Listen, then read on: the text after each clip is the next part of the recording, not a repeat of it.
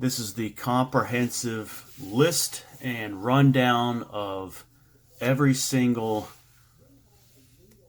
quarterback of the Washington Redskins Washington football team since November the 18th, 1985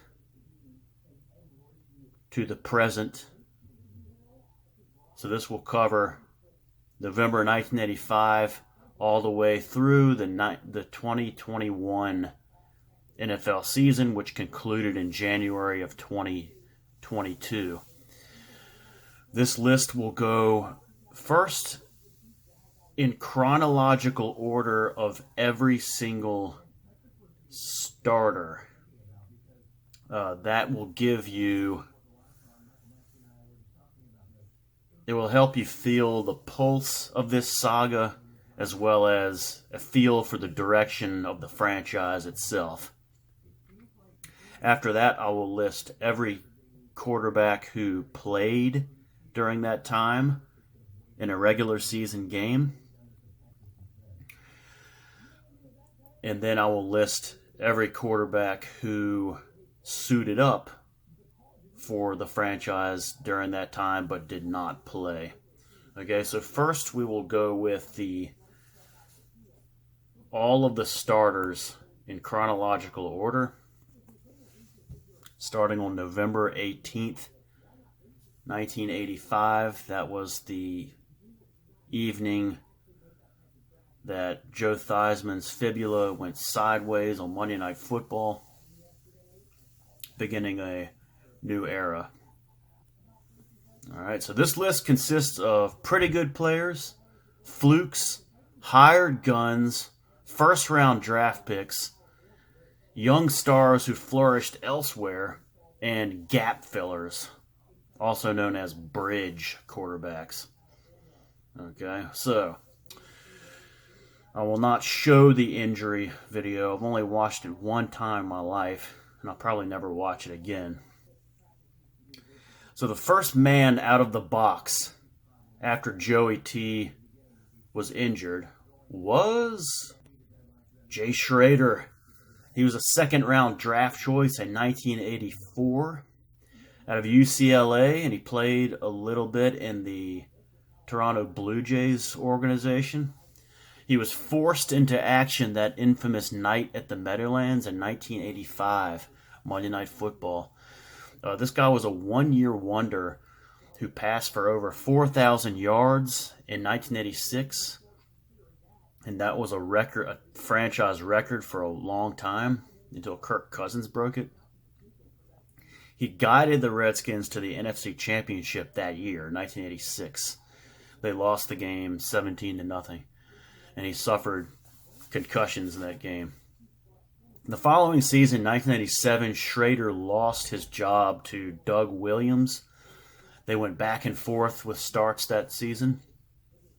Washington then had the luxury of packaging Schrader to the Los Angeles Raiders in 1988 for tackle Jim Lachey, and it turned out to be a very good trade for the Redskins because Jim Lachey was an all-pro left tackle. Next is Ed Rubert, a virtual who's who of quarterbacks. He was actually the inspiration of Keanu Reeves' character in the movie The Replacements. Rubert helped the Redskins win 2 games as a starter early in the 1987 season, en route to their Super Bowl championship that year. During those 2 contests, the NFL was using replacement players in the midst of a player's strike. After that, Rubert went back to Jiffy Lube or wherever he came from, but he did earn a Super Bowl ring as a participant that year. Next is Doug Williams. He had his better seasons in Tampa Bay. He even took the Buccaneers to the NFC title game in 1979, just 3 years into the inception of that franchise. They lost that game to the Los Angeles Rams. He was he then played in the USFL, and then he was brought into DC to serve as a backup in 1986 behind Jay Schrader, and And like I mentioned earlier, in 1987, he took over as the starter with an incredible offensive line protecting him and three great receivers to air it out to. Williams won Super Bowl MVP honors in 1987, but he fizzled out in 1988 due to injuries and played his last game in 1989 as a backup. His fizzling out soon after that Super Bowl championship was due mostly to injuries, plus the emergence of Mark Rypien. So, like Doug Williams, he had a cannon for an arm and a tremendous supporting cast. The sixth round pick from 1986 carried the Redskins to 3 playoff appearances and a Super Bowl title between the years 1989 and 1992, but his dramatic fall off after his one all-world season in 1991 paved the way for the Redskins to make one of their worst draft decisions of all time. His numbers fell off significantly in 1992 after his championship season, and in 1993 he split some starts with 2 other quarterbacks. 1993 turned out to be his last year in Washington. Rypien attended mini camps at the start of the Norv Turner era in 1994. He met with Norv, and the Redskins asked him to take a pay cut. The plan was to bring him back to compete as a bridge quarterback for either Heath Shuler or Trent Dilfer. This was before the draft. Rypien was not willing to do so. He thought he was still a viable starter in the league, and he was soon released and led the Browns to the playoffs in 1994. Okay, Stan Humphries is next. This is another solid low-round draft choice by Joe Gibbs. He started 5 games. He was drafted in 1988. He started 5 games in 1990. He was promising, but he made some mistakes that landed him in Gibbs' doghouse. He earned a Super Bowl ring in 1991 as the 3rd stringer, and by 1992, before the 1992 season, the Redskins had invested their future in Rypien, and they acted in a fashion similar to the Schrader trade 4 years earlier. Humphries was dealt to San Diego, which at the time was a bleak organization trying to find its first good signal caller since Dan Fouts. So following the botched Jim McMahon experiment in 1989, the Chargers gambled on Humphries, and Humphries led the Bolts to a playoff appearance in his first campaign, 1992, and to the franchise's sole Super Bowl appearance in 1994, which they lost to the San Francisco 49ers, 49-26. So this blunder of a trade by the Redskins also played a part in setting up the infamous 1994 draft selection. Be patient, it's coming. Next is Jeff Rutledge. He was a backup with the Giants several years in the 1980s, and he was brought in 1990 as a backup for Rypien. His Frank Reichian comeback over the Lions in 1990 in reserve earned him a start in the 1990 body bag game against Philadelphia the following Monday night, where he was injured himself.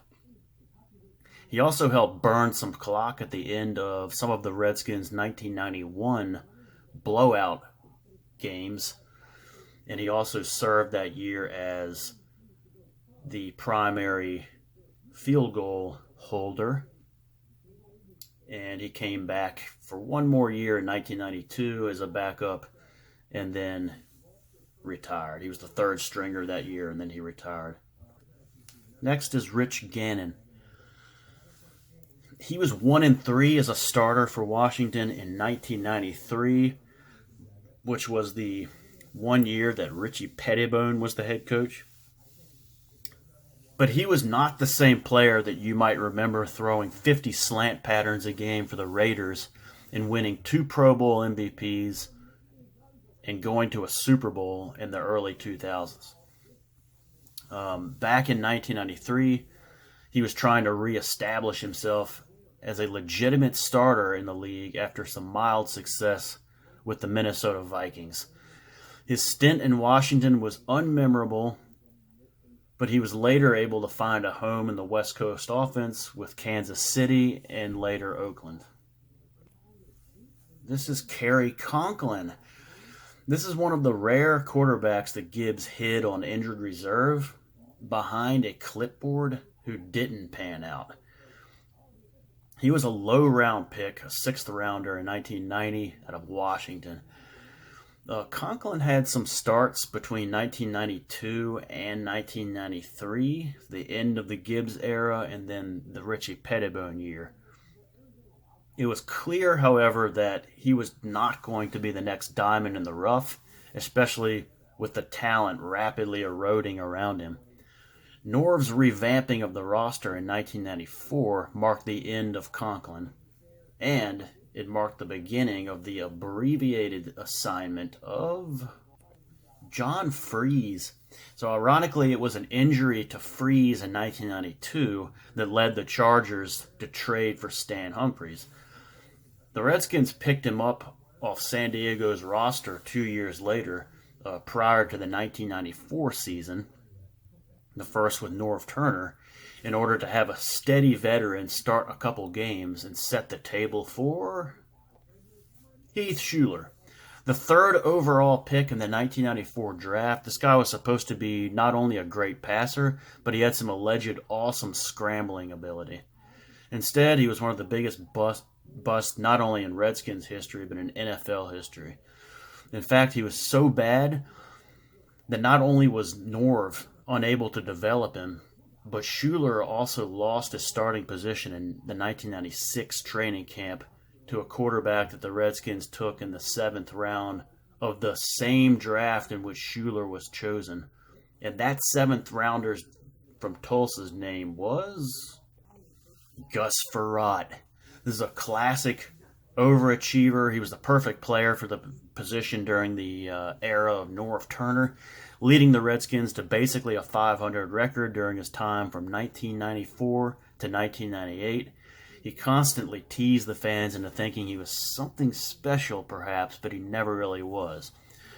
He was, however, good enough to bounce around the league like a Plinko chip, serving as a spot starter for teams like the Vikings, the Rams, the Bengals, the Lions, the Dolphins, and others, up until the end of the 2008 season.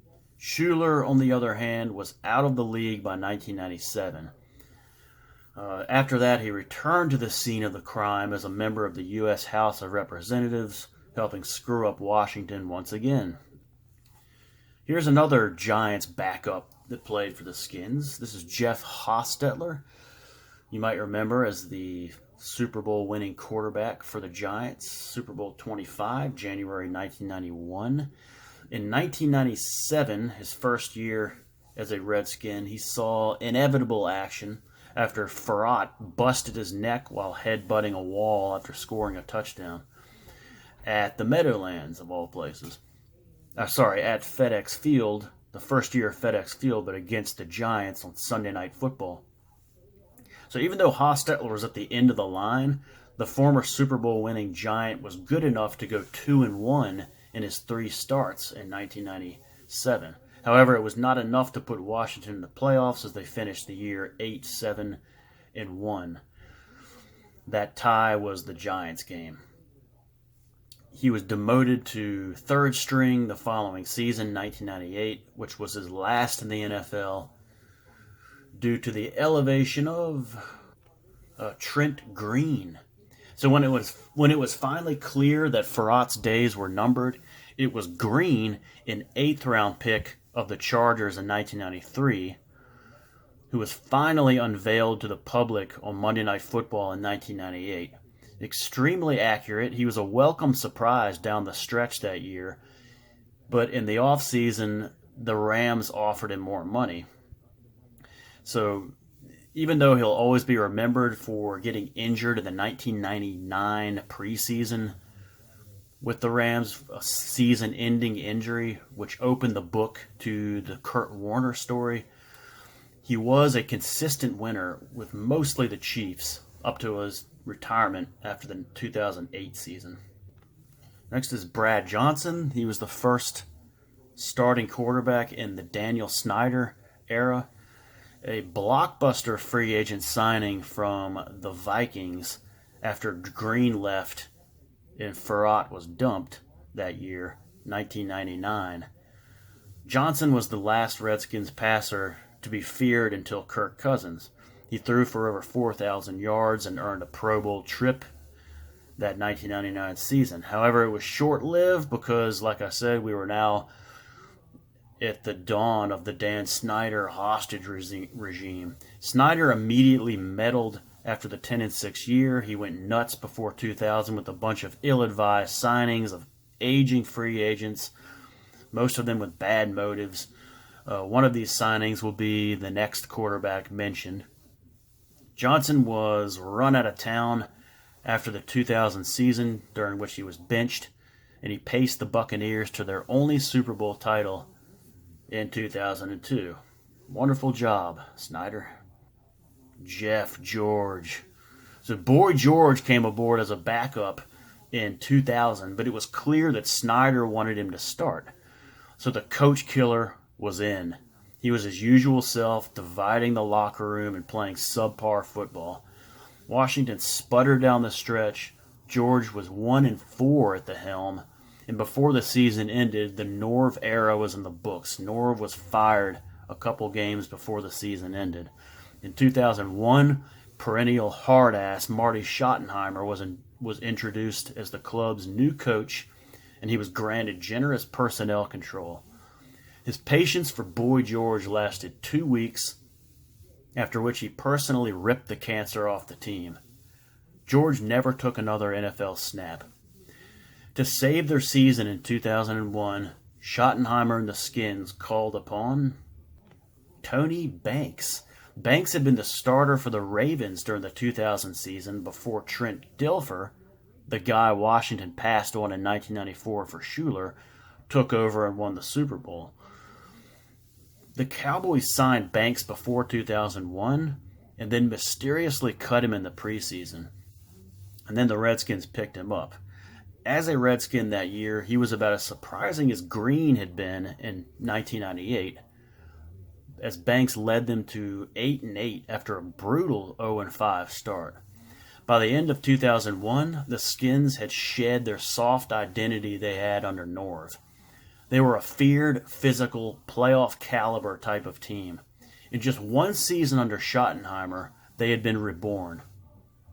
But Danny Boy didn't like that. He decided to fire Marty and hire Steve Spurrier. So that would bring us to the following 3 tomato can starting quarterbacks. Ready? This is Shane Matthews, originally drafted by the Bears. Honestly, I remember nothing about him other than he was a Spurrier, Florida guy who had no business in the NFL other than holding a clipboard as a third stringer. But since he was the most experienced quarterback on the roster in the 2002 camp, the first year with Spurrier, he won the starting job by default, and he was an absolute joke. The next one that year, and also in 2003, was Danny Werfel, another Spurrier guy from Florida, and another guy who really didn't need to be anywhere outside of a practice squad. And make sure that you bring a sundial to those practices, because that's the only way you'll be able to accurately time his sideline pattern passes. Werfel was dreadful. Next is Patrick Ramsey, a low first-round pick in 2002 out of Tulane. As a rookie in 2002, he was the third quarterback on the roster and wound up getting playing time that year and starting most of 2003, which would be Spurrier's last. He was okay, but he got sacked about 500 times during those 2 years, and that pretty much ruined his career.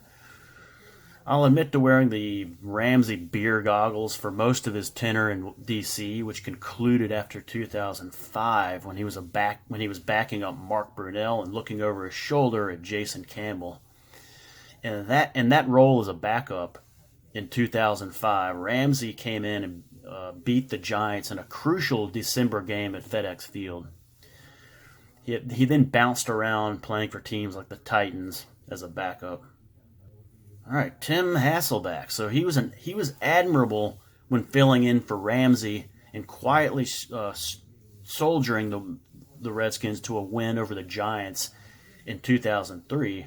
But in his one NFL start, he had a 0.0 passer rating, an infamous night at FedEx Field, December 2003 against Dallas. No wonder he's better known as Matt's brother and Elizabeth's husband.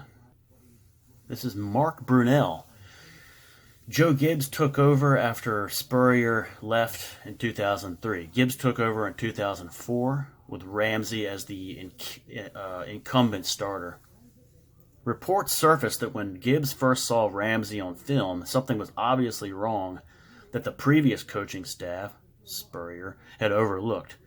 This led to the signing of the sure-handed veteran Brunell from Jacksonville. He wasn't as good as he had been with the Jaguars, but he led the Redskins to their last playoff win in 2005 and looked more than serviceable during that stretch. In 2006, he was benched, and he hung around to pick up a Super Bowl ring with the Saints in 2009 as a backup. So even though Brunell was solid with Washington, the organization recognized that he wasn't the long-term answer, which brought us to Jason Campbell. So Auburn quarterbacks aren't the sharpest knives in the drawer, but that didn't stop Gibbs from trading up to draft Campbell in 2005. The Skins also had the number 9 overall pick in the 2005 draft. Gibbs wanted a quarterback. He selected a cornerback named Carlos Rogers, also out of Auburn. He could have had Aaron Rodgers, but picked Carlos Rogers instead. And then he traded up to get Campbell with the 24th overall pick in the draft. Rodgers was picked 25th. Campbell showed only tinges of progression after taking over the reins midway through 2006. He piled up a lot of yards between the 20s, but not so good in the red zone. And after that, he became a league vagabond, wearing a headset with teams like Oakland and Cleveland. But hey, at least he wasn't as bad as Schuler. Next is Todd Collins. In 2007, he was brought in only because he understood new offensive coordinator Al Saunders' system, who he'd been with in Kansas City. The then 37-year-old Collins, who was originally drafted by the Bills from Michigan, guided the Redskins to the playoffs after Campbell went down with injury. For reasons still unknown, Washington retained Collins even after Saunders and Gibbs departed following 2007. He was a backup for Campbell in 2008 as the Jim Zorn coaching era began, but he did not enter a game that season. In 2009, he came back again and played in relief very sparingly. This was Jim Zorn's final season there. And then Collins ended his career as a Bear in 2010, throwing just 10 passes that year. On January the 5th, 2010, a new decade of Redskins quarterback futility dawned as Mike Shanahan was hired to be the new head coach. Jason Campbell was traded to Oakland. Collins went to Chicago to finish his career backing up Jay Cutler. Colt Brennan, rest in peace, who was the third quarterback on the roster, also went to the Raiders and was cut less than a month later. And Richard Bartell from the practice squad moved on to the now liquidated UFL. With Jim Zorn's crop now harvested out, it was time for Shanahan to replant. Instead of looking to the draft, he wanted to go with the veteran help, and his primary interest was Rams quarterback Mark Bulger.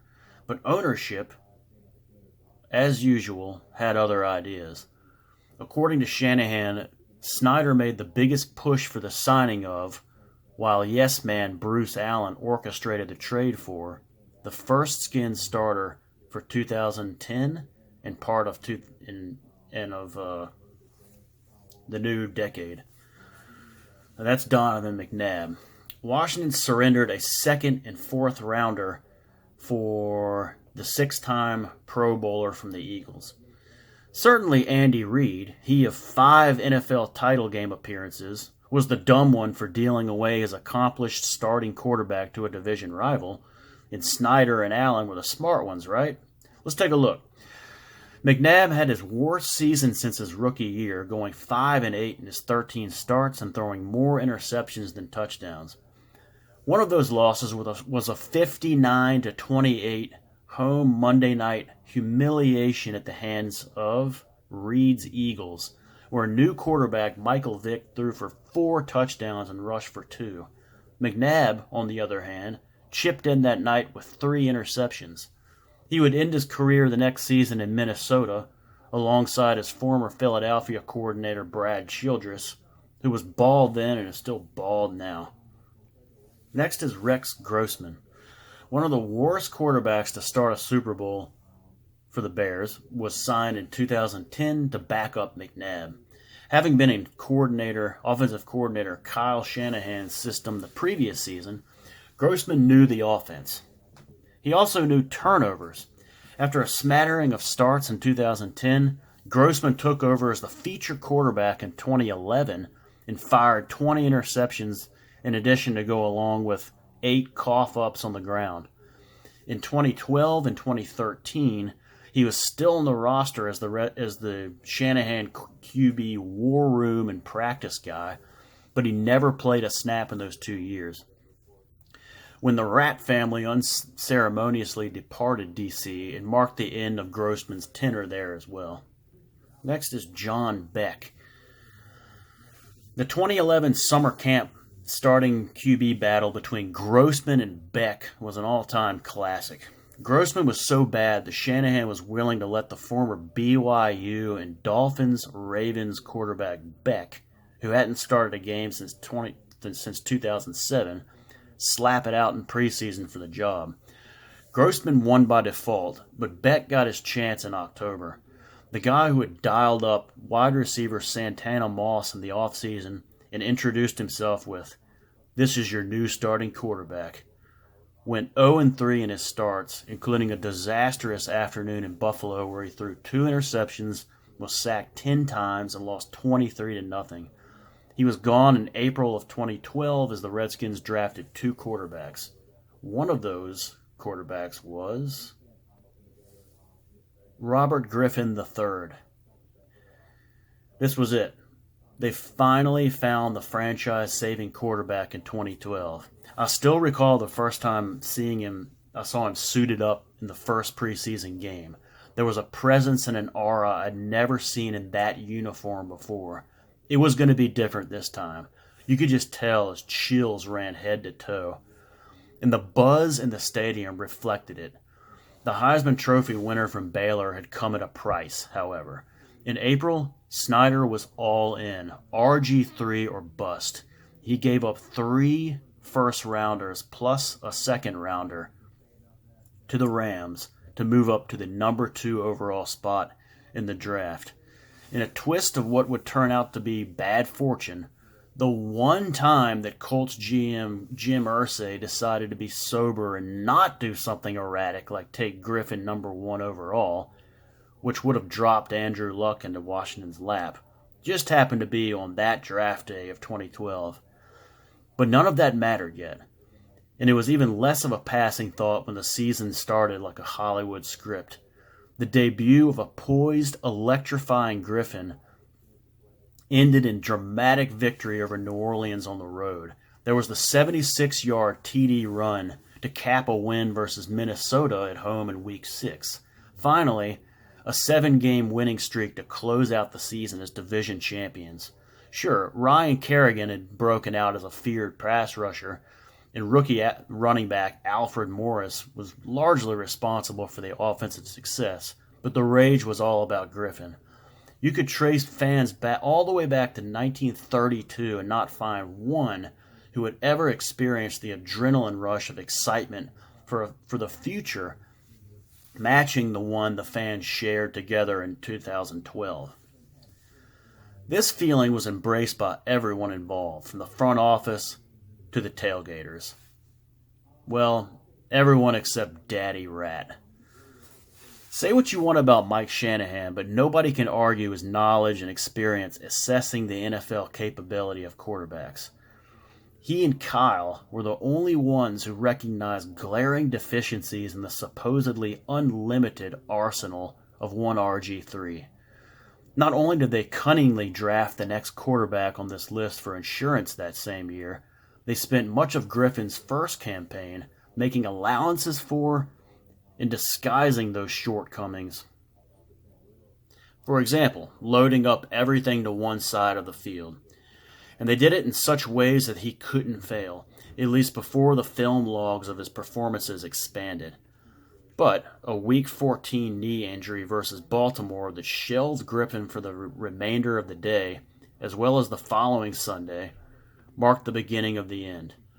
Though he returned in Week 16 to lead the Redskins to back-to-back division wins, the last one clinching a division title, controversies swirled leading into the home wildcard game against Seattle. He had not been cleared to return in post-injury plays in that Ravens game, but he played anyway. In the playoffs, Washington coasted to a 14-0 lead at home, but Griffin, who was already wearing a brace, tweaked his knee and disappeared into the training shed while the Redskins were on defense. He quickly made it back on the next series and hobbled all the way into the fourth quarter. Now down 21-14 and deep in his own territory, the gimpy Griffin was a sitting duck. The crowd at FedEx was witnessing the genesis of what would become the famed Legion of Doom Seattle defense. And then they watched in horror as Griffin's knee gave way and he suffered an ACL and LCL injury. As he lay on the field that fateful evening, the Skins fans' hearts, which had all season been transformed into those of 5-year-olds on Christmas Eve, plummeted straight through their digestive tracts in unison. And by the time Shanahan was forced to make the quarterback change, as he should have after the initial knee tweak in the first half, it was too late to chew clock with Alfred Morris and hold a lead. Seattle had now taken a 2-score advantage late in the fourth quarter, and they would protect that lead to advance to the division round of the NFC.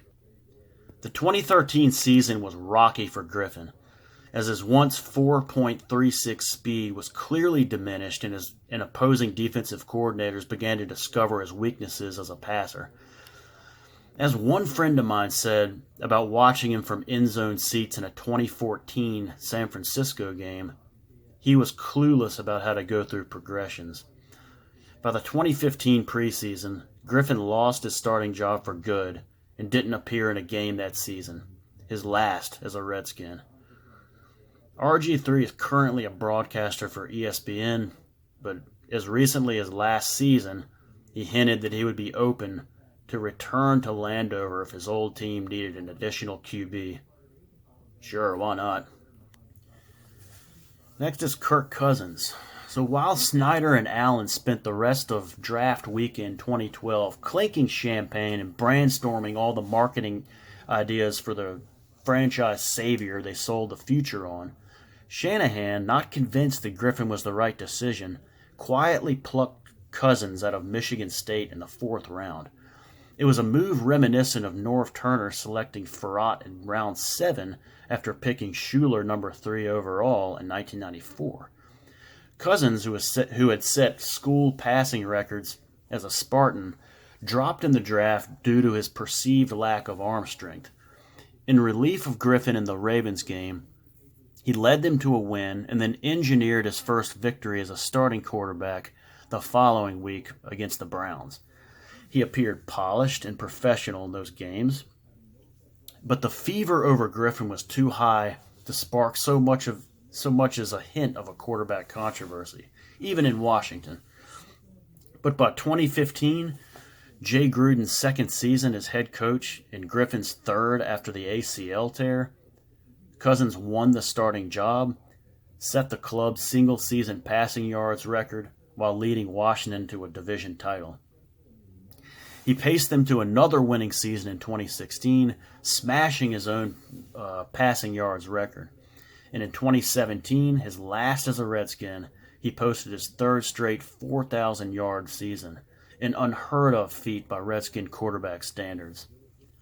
But Cousins was never accepted by ownership or the front office due to his upstaging of Snyder's prized pet. This was evident early on when, after Cousins' crucial 2012 win over Cleveland, the owner offered him an infamous, condescending back pat in the locker room without breaking stride to go tend to the injured Griffin. And it was further underscored by 2 straight years, 2016 and 2017, of management slapping the non-exclusive franchise tag on him instead of giving him a long-term deal. Despite the Shanahans no longer on the coaching staff, Cousins' presence on the team, as well as the paralleled backup journeyman plight of Griffin through the league, served as a constant reminder to Snyder of who had the football expertise and who had none. The end came in March of 2018 when Cousins signed a massive deal with the Minnesota Vikings. And while he is viewed as a second-tier, at best, QB by NFL position rankers, he is easily a top 4 in Redskins history, if not 3, and perhaps the best one on this whole list, including Joe Theismann. His professional functionality, accuracy, and general consistency with almost every big league throw as a quarterback often had longtime Skins fans rubbing their eyes in disbelief. Next is Colt McCoy. In 2014, Jay Gruden's first year as head coach, McCoy was signed to fill the third-string quarterback void previously occupied by Grossman. The former BCS National Championship game starter didn't sit around long as a Redskin. After replacing Cousins and leading Washington to a 19-17 win over Tennessee on October 19th, McCoy started a Monday night game in Dallas and earned an overtime victory in a 300-yard passing effort. He would parlay that win over the Cowboys into sticking around for 5 more seasons in Washington. During that time, he had 3 starts, losing each time. 2 of those starts followed the Alex Smith injury, and in that second start, McCoy broke his own leg. He moved on to the Giants after Ron Rivera was hired as the new Skins coach in 2020, and he's currently serving as a backup in Arizona. Next, we have Alex Smith. Following the 2017 season, the Chiefs felt it was time to unleash Patrick Mahomes upon the football world. So Andy Reid sought to deal with Smith for capital. Recalling his fleecing of the Skins 8 years earlier with the McNabb trade, Reid knew exactly which bozos to call first. Once again, the Skins brass bit, and before he had even taken a snap, Smith was handed a 4-year, $94 million contract. It was a price that would have been well within the realm of securing Cousins, who was 4 years younger than Smith and a better downfield passer.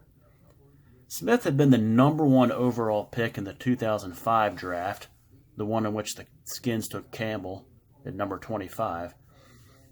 With Smith now under center, Washington got off to a nice 6-3 start in 2018, but on November the 18th, the exact day that Joe Theismann suffered a compound fracture in 1985, Smith went down with the exact same injury. The Skins quarterback odyssey that inspired this video had come full circle. Unlike with Joey T's case, Smith developed a life-threatening infection and faced probable amputation before making a miraculous recovery just to walk again. By 2020, the Skins had drafted another first-round quarterback But Smith was determined to make it back to the field. He did just that, earning Comeback Player of the Year. He was 5-1 as a starter, but it was painful to watch as his mobility was gone, as well as most of his throwing velocity. He retired in April of 2021. Next is Mark Sanchez. The former Jets first-rounder was signed off the street in 2018 after the Alex Smith injury and was forced into action soon after McCoy fractured his fibula.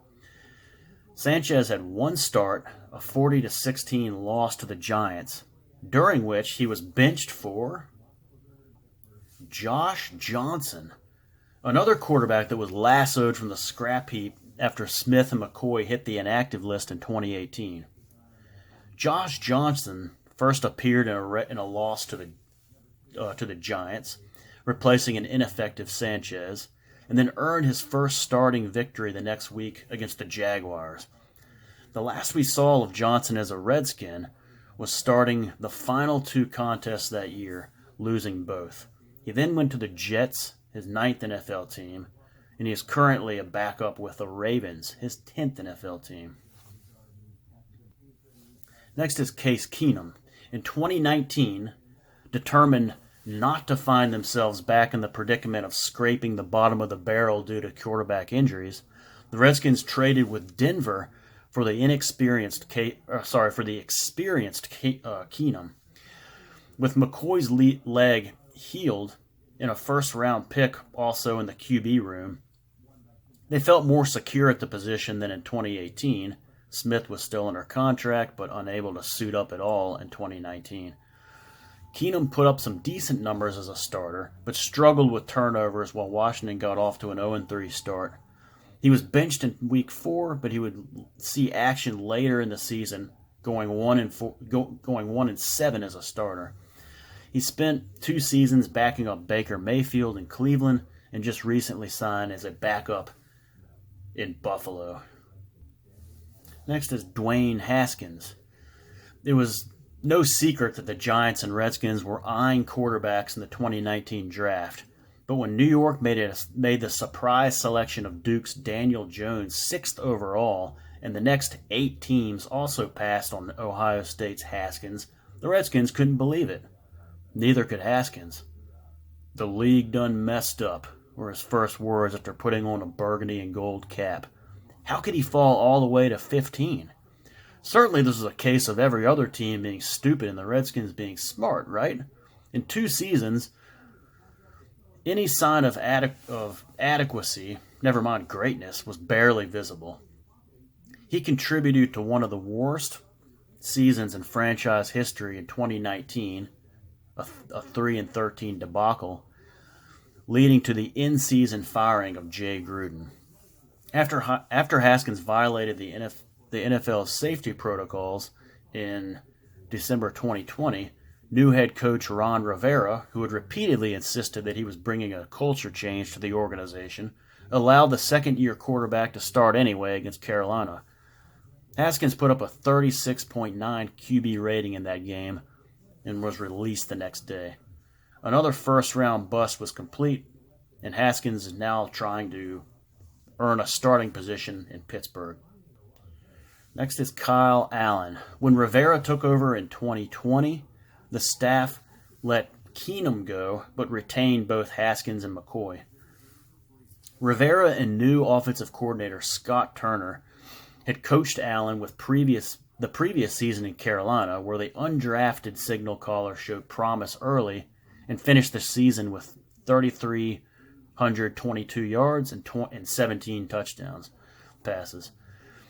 It made sense to bring him to the Redskins, but detractors criticized giving up a 5th rounder to get him. The wild card was Alex Smith, who by now had made an impossible return to training camp as the 4th QB and wound up making 6 starts due to injuries and ineffectiveness of the other quarterbacks. In Week 5, Allen started his first game for the newly christened Washington football team after Haskins had struggled through the first quarter of the season. Allen would suffer injuries in 4 starts, going 1-3 and appearing mediocre. He is currently the next QB in line behind the following QB on this list. Sorry, he's the third QB in line if he returns. This is Taylor Heinicke. Like Allen, he was undrafted and had experience playing under Rivera in Carolina. In December 2020, he was out of football altogether, studying in the computer lab at Old Dominion University when Washington called.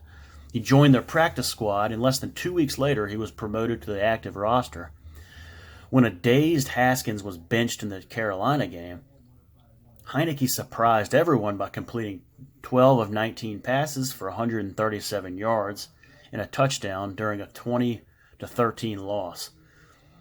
In January 2021, Rivera made a game-time decision to start Heinicke in the wild-card game when Smith was ruled out due to injury. Heinicke sparkled that night, completing 26 of 44 passes for 306 yards, 1 touchdown, and rushing for a score in a 31-23 loss to eventual Super Bowl winner Tampa Bay.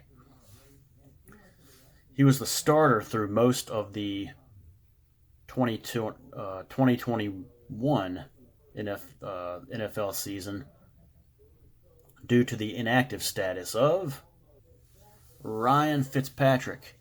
So after reaching the postseason and posting a top 5 defense in 2020, Washington believed they were one veteran quarterback upgrade away from making a run through the playoffs in 2021. So they signed the 38-year-old slinger Fitzpatrick to a 1-year, $10 million deal. And on September 12th of that season, Fitzmagic became the 37th different quarterback to start for the Washington franchise since Theismann's injury. Now on his 9th NFL team, Fitz had always been durable, rarely sustaining injuries. But after just 6 pass attempts, he found out what ultimately transpires once you're engulfed in the black vortex of Washington football. He suffered a hip injury, went to their injured reserve list, and never played another snap that season. The 39-year-old Fitzpatrick is now a free agent. The final starting quarterback on this chronological list is Garrett Gilbert, who was a 6th-round pick of the Rams back in 2014 and played for a number of teams after that as a third stringer and practice squatter. On December the 17th, 2021, the Washington football team signed Gilbert off the Patriots practice squad after both Taylor Heinicke and Kyle Allen were placed on the team's COVID-19 reserve list the same week. With Heinicke and Allen out at the start of the game, Gilbert started against the Philadelphia Eagles, and that just 4 days after signing with the team. He went 20 of 31 with 194 yards as Washington lost 27-17.